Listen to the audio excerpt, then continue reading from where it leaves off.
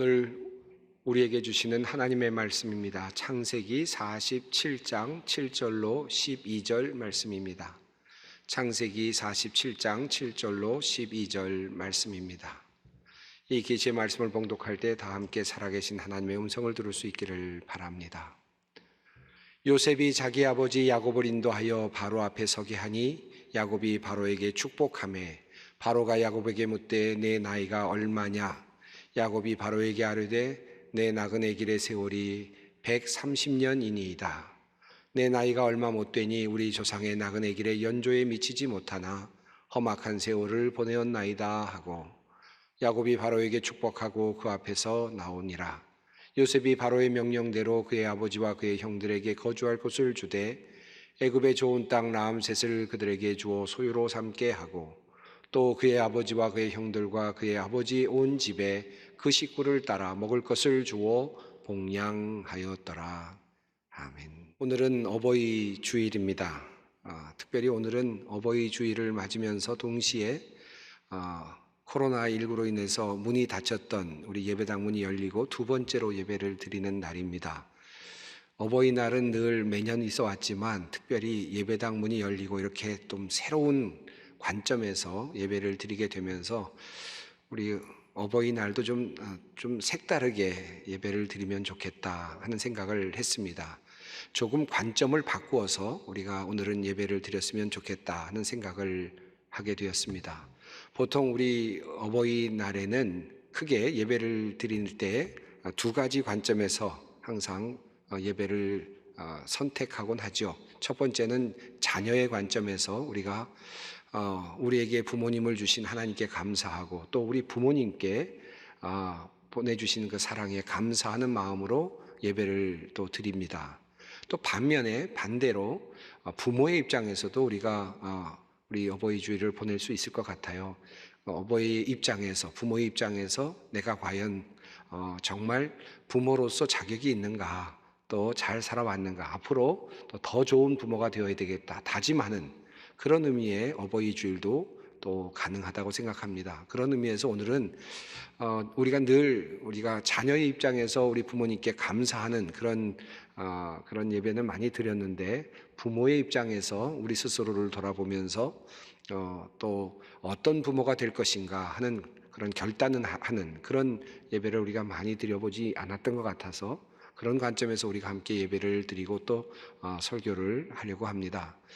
아직 부모가 되지 않은 분들도 있고 청년들도 있을 것입니다만은 우리 청년들은 내가 부모가 되면 어떠해야 할까 그런 관점에서 또 오늘 함께 이 예배에 참여해 주셨으면 좋겠습니다. 이런 질문을 여러분에게 드립니다. 우리는 과연 어떤 어머니입니까? 우리는 과연 어떤 아버지입니까? 우리는 어떤 어른입니까? 그리고 부모인 우리는 과연 자격이 있는 부모입니까? 이런 질문을 여러분에게 드리고 싶습니다. 부모로 살아가는 많은 사람들에게 이 질문은 사실은 굉장히 무겁고 부담스러운 질문일 수 있을 것입니다. 여러분은 여러분의 자녀가 여러분을 존경하신다고 생각하십니까? 또 여러분은 여러분의 자녀로부터 존경받을 만하다고 그렇게 생각하고 계십니까? 이렇게 생각하거나 또 그런 존경을 받고 계시는 분들은 참 다행이고 또 행복한 분이라고 할 수 있겠습니다. 그러나 사실은 정말 많은 사람들이 자녀들에게 사랑을 받거나 존경을 받지 못하는 경우들이 참 많이 있습니다. 오래 전입니다마는 어느 날 제 아내에게 어느 한 학생이 문자를 보냈습니다. 그 문자의 내용은 이랬습니다. 그 당시에 제 아내가 아이들을 가르치고 있었는데 교수님은 절대로 이혼하지 마세요. 뜬금없는 메시지였습니다. 잠시 당황을 했던 것 같아요. 그래서 제 아내가 저에게 그 문자를 보여주면서 이 문자를 어떻게 해석해야 하는가를 물었습니다. 아내의 말에 의하면 그 아이는 가정 형편은 어려웠지만 그래도 명랑하고 나름대로 열심히 살려는 대학교 신입생이었답니다. 생기기도 아주 잘생겼고 조금만 노력하면 무엇이든지 될 것 같은, 탤런트도 될 것 같은 그만큼의 능력을 가진 아주 훌륭한 학생이었다고 했습니다. 그런데 왠지 모르게 조금 불안하고 정서가 안정되어 보이진 않았다라고 하는 이야기를 했습니다. 도대체 왜 이 학생이 이런 문자를 보냈을까? 숙제를 풀고 있던 중에 그 아이로부터 다시 하나의 문자가 올라왔습니다. 그 문자의 내용은 이랬습니다. 교수님, 오늘 우리 엄마 아빠가 이혼했어요. 그 아이는 교수님, 절대로 교수님은 이혼하지 마세요 라고 하는 말을 했지만 정작 그 말은 자신의 어머니 아버지에게 하고 싶었던 말이었던 것 같습니다. 그 말을 했는지 안 했는지는 모르지만 그러나 그 학생의 어머니 아버지는 그날 이혼을 했습니다. 저는 그 문자를 보면서 이 아이가 얼마나 마음이 아팠으면 이런 문자를 보냈을까. 그리고 두고두고 이 마음이 얼마나 오래 충격으로 이어졌을까 하는 그런 생각을 해보았습니다. 우리나라 통계를 보니까 2019년 이혼 건수가 11만 8천 건이었습니다. 이혼 건수가 점점 늘어났는데 특별히 1997년 이후에 우리나라의 이혼 건수가 상당히 많이 늘어났습니다. 97년에는 9만 건이었는데 IMF가 터지자마자 10만 건을 훨씬 넘어섰습니다. 계속 가파르게 상승을 해서 2003년에는 17만 건까지 올라갔어요. 어마어마한 이혼 건수가 있었다는 얘기죠. 그리고 2003년 이후부터는 계속 11만, 12만, 13만 이 왔다 갔다 하면서 계속해서 그만한 숫자를 유지하고 있습니다. 한번 제가 그냥 계산을 해봤어요. 2000년부터 2020년까지 대략 20년 동안 한 해 이혼 건수를 그냥 가장 최소로 잡아서 11만 건으로 한번 잡아보았을 때 20년 동안 220만 건의 이혼 건수가 있었다는 겁니다. 대략 220만 건이니까 거기에 함께 하고 있는 남편과 아내를 계산하면 440만 명이 이혼의 아픔을 겪었다. 최소 그렇습니다. 그만한 많은 숫자의 사람들이 가정을 잃어버리는 아픔을 겪었다는 뜻이죠. 그들에게 아이들이 하나 있었다고 한번 생각해 보시죠. 그러면 그 이혼의 충격을 견뎌야 할 아이들은 220만. 그들에게 아이들이 둘이 있었다고 계산을 하면 440만 명의 아이들이 부모가 이혼하는 아픔을 겪어야만 했습니다. 이혼뿐이겠습니까? 2019년 자살자의 수는 총 12,889명이었습니다. 이들 중에 부모로서 자살을 한 경우들도 상당히 많이 있었습니다. 이렇게 부모와 사별을 한 경우에는 아이들은 불안, 그리고 우울증, 그리고 공포, 분노, 수치심, 죄책감, 퇴행 등을 경험한다고 합니다. 그런데 우리나라가 OECD 국가 중에서 항상 2003년부터는 이 자살률이 1위였습니다. 지금까지도 그것을 거의 놓치지 않고 있는 듯 합니다. 20년으로 잡고 한번 계산을 해봤습니다. 그냥 12,000명 이렇게 계산하지 않고 그냥 10,000명만 잡아도 20만 명의 사람이 그만 그렇게 안타깝게 목숨을 잃었다라고 하는 것이죠. 그런데 이 중에 자녀가 있었다라고 하는 것을 그냥 아주 최소한해서 한 30% 정도의 사람들에게 자녀가 있었다라고 한 명이 있었다고 생각했을 때 적어도 6만 명의 어린 사람들이 자녀들이 부모의 죽음을 그만 안타깝게도 보아야만 했다. 그 충격이 얼마나 컸겠습니까? 자기 자신을 버리고 간 부모의 그 모습을 보아야 하는 그 청소년들 그 자녀의 모습은 얼마나 안타까웠을까? 그들 가정에 2명씩 자녀가 있었다고 하면 적어도 12만 명의 젊은이들이 부모의 죽음을 경험해야 했다라고 하는 뜻이죠.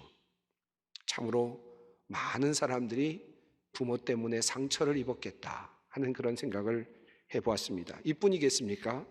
가정의 폭력과 그리고 폭언은 또 어떻겠습니까?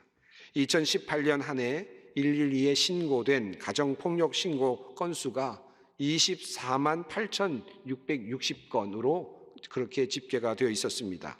이 중에서 41,905개 정도의 그 건수는 구속될 정도로 검거가 될 정도의 수준이었습니다. 그러니까 검거가 된 경우를 산정해서 약 한 4만 건 정도를 산정해서 20년으로 계산을 해보았습니다.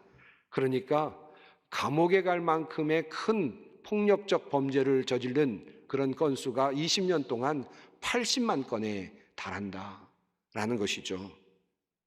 거기에 더해서 20만 명의 그 가정폭력 건수가 최소한 매년 있었다고 가정할 때 20년을 가산해 본다면 400만 건 정도의 그런 가정폭력 건수가 112에 신고 접수되었다라고 하는 것입니다. 이 가족 400만 건 정도인데 이들 가족에게 만약에 한 4명씩의 가족들이 있었다고 한다면 이 가정폭력에 노출된 사람이 적어도 1600만 정도의 사람들이 가정폭력에 노출되었다라는 뜻이겠습니다. 우리 부모님들의 이야기이기도 합니다. 또 우리 할머니, 할아버지의 이야기이기도 합니다. 과연 우리는 훌륭한 부모입니까? 우리 부모님들은 어떨까요? 나의 부모님은 또 어떨까요? 어쩌면 우리는 나의 부모님, 우리의 부모님을 피상적으로 알고 있을지도 모릅니다. 좋은 면만 알고 있을지도 모르죠. 그러나 우리의 부모님들이 또 안고 있는 또 다른 슬픔과 또 다른 죄의식과 또 다른 그런 마음, 한켠에 있는 아쉬운 마음은 우리가 모를 수도 있을 것입니다. 하나님과 자기 자신만이 아는 그런 죄악도 있을지 모릅니다. 요즘 새벽 기도 시간을 통해서 야곱의 이야기를 읽어 내려가고 있습니다마는 우리는 야곱의 이야기를 읽을 때마다 우리 자신을 보는 것 같아서 늘 반성도 하고 또 은혜가 될 때가 참 많습니다. 야곱은 속이는 사람이었습니다. 다른 말로 표현하면 바로 사기꾼이었죠. 처음부터 무엇인가를 잡고 태어난 욕심꾸러기였습니다. 무엇인가를 잡고 싶어 했던, 아버지도 속이고 형도 속였습니다. 결과로 먼 밧단 아람으로 피신을 가야만 했던 그런 사람입니다. 그렇게도 축복을 받기를 원했지만 그러나 그의 인생을 보면 참으로 기구한 인생길이었습니다. 속이는 자였던 야곱은 하란에서 자신보다 더 속이기를 잘하는 라반에게 또 속게 됩니다. 야곱은 보기 좋게 아버지를 속였지만 그러나 또 하란에서는 보기 좋게 라반에게 속아 넘어갑니다. 라헬과 결혼하게 될 줄 알고 7년을 일했는데 정작 결혼을 하게 된 사람은 레아였습니다. 그리고 또다시 7년을 일하라는 그 명령과 함께 다시 라헬을 얻기 위해서 또다시 7년을 일해야 하는 그와 같은 일에, 그와 같은 속임수에 그만 걸려들고 말았습니다. 지난주 새벽 기도의 본문은 라헬과 레아 그리고 두 여종들을 통해서 아이들이 태어나는 이야기들이었습니다. 12지파, 야곱의 12아들들, 그래서 이스라엘 민족이 탄생하는 그 위대한 탄생의 이야기를 우리는 새벽 성경 공부를 통해서, 기도를 통해서 읽어 내려갔습니다. 그런데 그 내용은 어땠습니까? 정작 위대하거나 멋지거나 성스럽지 않았습니다. 도리어 그 안에는 질투심과 시기심과 사랑을 받지 못한 사람의 한과 그리고 아이를 갖지 못한 사람의 분노와 같은 그러한 인간적인 이야기들이 함께 어우러지고 있었습니다. 그리고 그 이야기 속에서 열둘이라고 하는 이스라엘 민족이 탄생하는 것을 성경은 우리들에게 알려주고 있었습니다. 대단한 가문의 모습도 아니었습니다. 그들의 탄생은 시기와 질투와 욕심과 욕망의 틈에서 12지파가 만들어지는 모습이었습니다. 참으로 이상한 일이었습니다. 저는 이런 생각을 해봅니다. 과연 야곱은 자신이 12아들에게 떳떳한 인생이었을까요? 모범적인 인생을 살았다고 할 수 있었겠습니까? 너도 나와 같이 살라고 말할 수 있는 그런 사람이었을까요? 저는 아무리 생각해 봐도 야곱은 그런 사람인 것 같지 않습니다. 나는 적어도 이렇게 살았지만 너는 그렇게 살지 않았으면 좋겠다. 아마 그렇게 말해야만 하는 사람이 야곱이 아니었을까 생각합니다. 야곱의 인생 중에서 가장 극적인 장면이 있다면 그것은 베델의 경험일 것입니다. 홀로 하란으로 밧단 아람으로 가던 중에 루스로 불리던 바로 그 자리에서 꿈을 꾸게 되었습니다. 돌로 베개를 하고 누워서 잠을 자던 중에 하나님의 사자가 오르락 내리락 하는 모습을 보았습니다. 그리고는 그가 하나님께서 함께 하심을 확신하게 되었습니다. 그러나 그때만 하더라도 그는 자신의 욕심을 채우기 위해 하나님을 이용하는 마음이 도리어 더 많았습니다. 우리들의 모습처럼 말이죠. 야곱은 그때 이렇게 서원합니다. 하나님께서 내가 내려가는 길에서 나를 지키시고 먹을 것과 입을 것을 주시고 평안히 아버지 집으로 돌아오게 되면 여호와께서 나의 하나님이 되실 것이요 그리고 이 돌이 하나님의 집이 될 것이요 그리고 하나님께서 내게 주신 모든 것에 11조를 바치겠습니다 라고 그렇게 약속했습니다. 모든 약속의 근거에는 자신의 안위와 자신의 평안과 자신의 돌아오는 일과 그 모든 것들이 담겨 있었습니다. 오직 그는 그 당시만 하더라도 하나님을 그렇게 믿으려고 했습니다. 6.25 전쟁 중에 내가 살아나기만 하면 하나님께 모든 것을 바치겠습니다라고 그렇게 기도했던 어떤 사람들처럼 IMF가 터졌을 때 내가 이 위기만 잘 넘기게 되면 내가 평생 동안 하나님을 섬기겠습니다라고 주님께 그렇게 간절하게 기도했던 어느 사람들처럼 야곱은 그렇게 하나님께 기도했던 사람이었습니다. 그러나 아직까지도 그의 인생은 하나님께 온전히 붙잡힌 바 되지는 못하고 있었습니다. 그의 가정생활을 보면 그가 결혼할 때에도 그는 하나님께 기도하지 않았고 그가 아이들을 낳을 때도 그는 하나님께 기도하지 않았으며 그가 모든 가정사 일을 할 때에도 또 라반과 사업을 할 때에도 그는 기도하지 않았습니다. 기도했다는 기록이 없습니다. 자기의 힘으로 자기의 지혜로 자기의 힘만으로 살려고 했던 사람이 야곱이었습니다. 그저 하나님께 나의 안전만을 요구하는 그런 단계에 있었던 사람이었습니다. 그가 마지막에 정말 야복 나루에서 하나님의 사자와 맞닥뜨리고 그를 붙잡고 축복을 요구했던 바로 그 자리까지 그는 그렇게 살았던 것 같습니다. 야복 나루에서 에서와 그리고 400명의 군사들이 오고 있다는 소식을 듣고 두려움 속에서 야곱은 하나씩 모든 것을 내려놓았습니다. 재산도 내려놓았고 노예도 내려놓았고 그리고 딸들과 아들들도 내려놓았고 아내들도 내려놓았습니다. 홀로 그 자리에 남아서 그가 여호와의 사자와 맞닥뜨렸을 때 그는 한 가지만을 놓고 씨름하였습니다. 그것은 바로 축복이었습니다. 당신이 나에게 복을 주시지 아니한다면 내가 절대로 놓을 수 없습니다 라고 하는 그 축복과의 싸움이었습니다. 결국 그는 이겼지만 그래서 이스라엘이라고 하는 이름을 받게 되었지만 그는 절름발이가 되었습니다. 쩔뚝거리는 사람이 되었습니다. 장애인이 되었습니다. 아마 그 이후로 그는 절룩거리며 그렇게 지팡이에 의지하며 살았을 것입니다. 그렇게 축복을 소유하고 고향으로 돌아가서 그가 경험하게 되었던 것들은 무엇이었습니까? 자식들이 서로 싸우는 일이었고 결국은 요셉을 형들이 팔아넘기는 일이었고 그리고 아들들은 아버지 야곱을 속이는 일이었습니다. 그 이후에 나타나는 야곱의 모습은 늘 속고 또 속는 나약한 존재입니다. 꽤 많고 지혜롭고 속이기로 잘하고 재산을 모으던 그 모습은 보이지 않습니다. 이제는 지팡이에 의지하여 살아가면서 자신이 과거에 지었던 그 죄의 결과를 계속해서 경험하며 그 열매를 따면서 고통스럽게 살아가는 인생이 바로 야곱의 마지막 모습이었습니다. 오늘 본문은 야곱이 죽었다고 생각했던 그 요셉을 만나게 되고 그리고 애굽에서 바로 왕을 만나게 되는 바로 그 장면입니다. 바로가 야곱에게 물었습니다. 내 나이가 얼마냐? 그러자 야곱은 이렇게 대답합니다.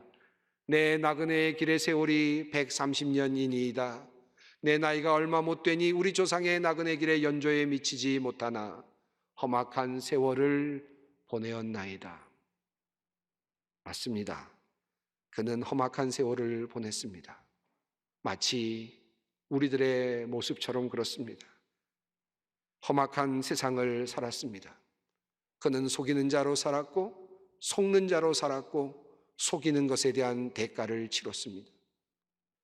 끊임없이 어려움을 당하고 마지막까지 그는 자신이 쌓아놓았던 죄의 결과들을 먹어야만 했습니다. 그가 그렇게 욕심스럽게 모았던 모든 것들은 노년의 마지막 기근 앞에서 아무런 힘도 발휘하지 못했습니다. 하나님께서 예비하신 요셉이 없었다면 야곱과 그의 아들들은 큰 민족을 이루지 못하고 어쩌면 그렇게 기근 가운데 소멸되었을지도 모릅니다. 그러니까 그렇게 속고 그렇게 해서 얻었던 모든 것들, 쌓아놓았던 모든 것들은 이제 야곱에게는 도움이 되지 않습니다. 오직 하나님만이 도움이 됩니다.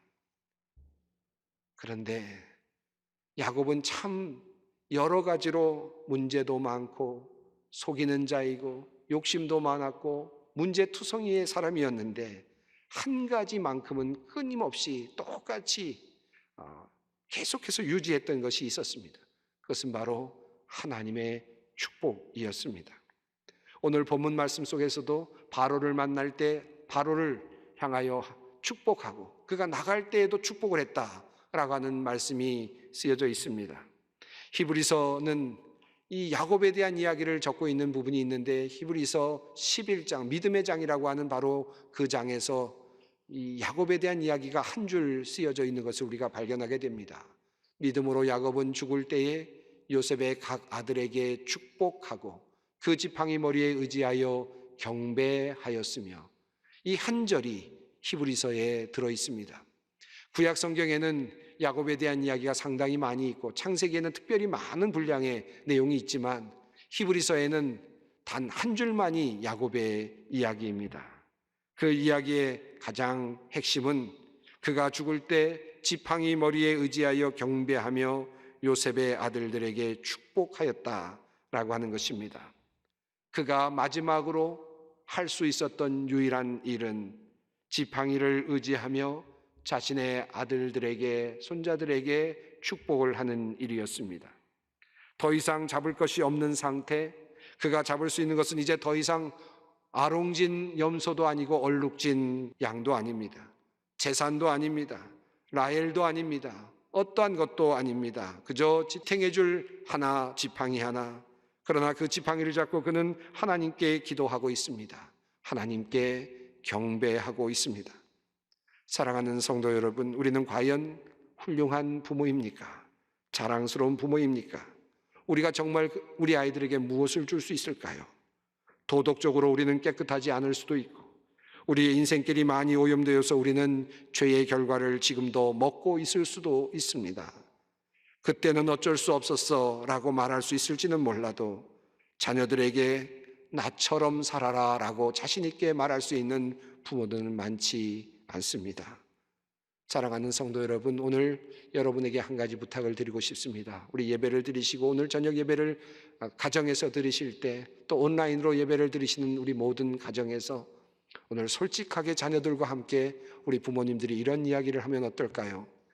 나도 사실은 많이 잘못했단다. 나도 자신이 없단다. 나도 자신이 없었단다. 나도 실수가 많았단다. 너희들에게 잘못한 것 용서해 주렴. 나를 받아주렴. 그러나 내가 너희를 위해서 한 가지 할 수 있는 일이 있다. 그것은 내가 너희를 위하여 하나님께 복을 빌어주는 일이다. 내가 너를 위해서 복을 빌어주마. 여러분 함께 오늘 그런 따뜻한 저녁이 되었으면 좋겠습니다.